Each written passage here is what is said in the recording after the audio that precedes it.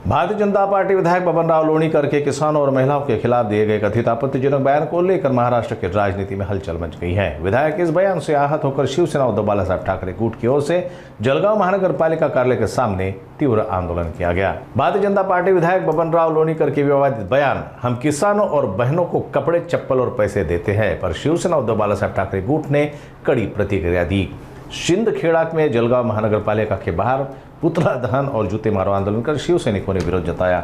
उन्होंने इसे किसान और महिलाओं के आत्मसम्मान पर हमला बताया। काल भारतीय जनता पक्षाचे आमदार बबनराव लोणीकर यांनी शेतकऱ्यांच्या संदर्भात, शेतकऱ्यांच्या मुलांच्या संदर्भात, शेतकऱ्यांच्या आया बहिणींच्या संदर्भात जे बेताल वक्तव्य केलं की शेतकऱ्यांना भारतीय जनता पार्टीतर्फे कपडे, बूट, पैसा, शेतकऱ्यांना बियाण्यासाठी पैसे पुरवले जातात, याचं जे बेताल आणि बेजबाबदारपणाचं वक्तव्य केलेलं आहे त्याचा आम्ही आज या ठिकाणी निषेध केला। खरं तर बबनराव लोणीकर हा ज्या मतांनी निवडून आलेला आहे ते माझ्या शेतकरी राजाचं मतदान आहे आणि त्या शेतकरी राजाच्या मतदानामुळेच तो आज विधानसभेमध्ये त्या ठिकाणी पोहोचलेला आहे।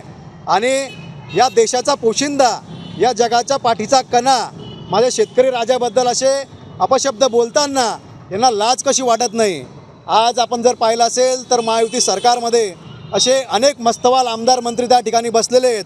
माझा या महायुती सरकारला सवाल आहे की आपण यांच्यावर काही कारवाई करणार आहात की नाही, का अशाच पद्धतीने यांची मस्ती ही चालू राहणार आहे। या राज्याची आपण जर परिस्थिती बघितली असेल तर माननीय मुख्यमंत्र्यांनी यापूर्वी शेतकऱ्यांना या ठिकाणी कर्जमाफीचं या ठिकाणी आश्वासन दिलेले होते, परंतु शेतकऱ्यांची कर्जमाफी त्या ठिकाणी झालेलीच नाही आहे। उलट या ठिकाणी शेतकऱ्यांची अवहेलना त्यांच्या मंत्र्यांकडून, आमदारांकडून केली जाते। निश्चितच आम्ही या ठिकाणी या महायुती सरकारचं, भारतीय जनता पार्टीच्या आमदाराचं या ठिकाणी आज निषेध व्यक्त केला आहे आणि त्यांचा पुतळा दहन करून या ठिकाणी आज आम्ही प्रतिकात्मक या ठिकाणी त्यांचा निषेध या ठिकाणी व्यक्त केलेला आहे।